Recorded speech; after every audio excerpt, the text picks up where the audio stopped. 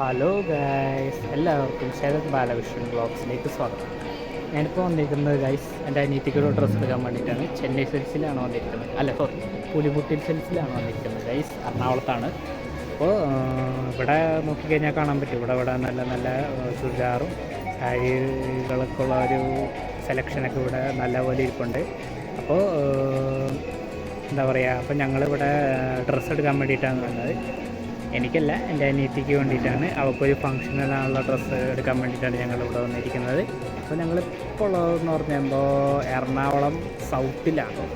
അവിടെയാണ് ഞങ്ങൾ പുളിമുട്ടിൽ സിൽസിലേക്ക് വന്നിരിക്കുന്നത്. അപ്പോൾ ഗൈസ് എന്താ പറയുക, ഇപ്പോൾ ഞങ്ങളിപ്പോൾ അവിടെയാണ് ഉള്ളത്.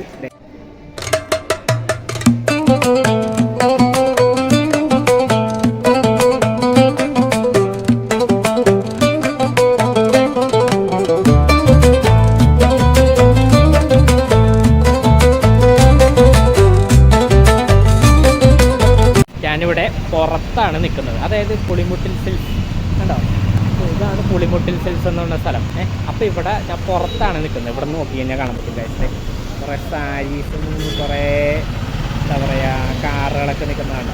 അവിടെ നോക്കി കഴിഞ്ഞാൽ നമുക്ക് കാണാതെ, ഇവിടെ നോക്കി കഴിഞ്ഞാൽ എന്താ പറയുക ഞങ്ങളിപ്പോൾ ഇവിടെ നിന്ന് ഇറങ്ങിയിട്ടില്ല, ഇറങ്ങാൻ തുടങ്ങണേ ഉള്ളൂ. അപ്പോൾ എന്താ പറയുക, ഇപ്പോൾ ഒരു അരമണിക്കൂറാകുമ്പോൾ ഞങ്ങൾ ഇവിടെ നിന്ന് ഇറങ്ങും. അപ്പോൾ എന്താ പറയുക, അടുത്തൊരു വീഡിയോയിലേക്ക് നമുക്ക് കാണാം.